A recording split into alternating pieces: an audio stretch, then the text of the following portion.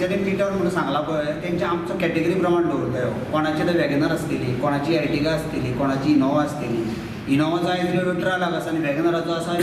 5-6 लाख एकूच रेट जावचो ना तो म्हाका इनोवाचो रेट म्हाका इनोवाकूच मेळ्ळो तेजो वॅगनराचो तेकाच मेळ्ळो जायो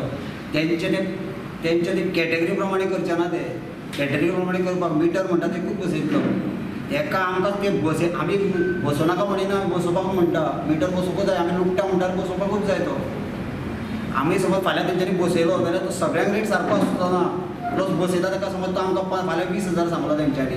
जाल्यार तेंच्यांनी 90% तरी सबसिडी तेंच्यांनी दिवं जाय 10% आमी बेर करतले सगळे वचचे ना ते वाटेन समस्या म्हणजे जी आमकां एअरपोर्टाची पिकअप एंड एक्सेस म्हणून ती पळय 50 रुपयांची जी आमकां फी लागू केल्ली आहा ते फिये खातीर आमी खूब प्रयत्न करता की ती आमकां रिलॅक्स करची म्हणून सोडची म्हणून वगळची म्हणून आमकां कमर्शियल टॅक्सी तरी पूण ती जायना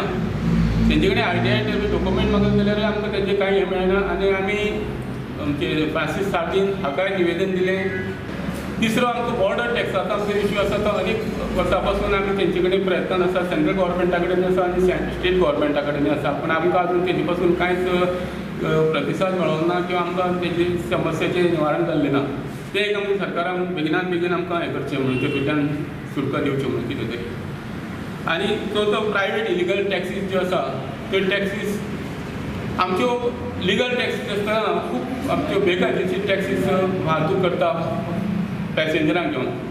तेजेर सरकारान तेजेर कंट्रोल हाडचो म्हणून आमचो एक खूब आग्रह आहा.